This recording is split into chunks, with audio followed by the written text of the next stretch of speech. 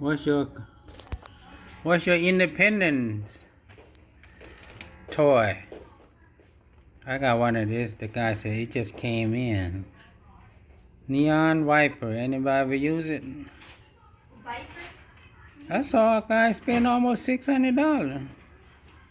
I said, we going to your house. He just laughed. Come on. My children, they don't glue anything up. They barely got anything.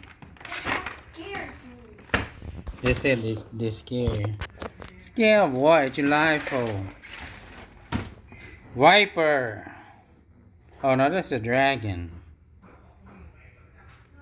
Chinese or American? I guess it made in America. He didn't say nothing. Made in Spartanburg, South Carolina.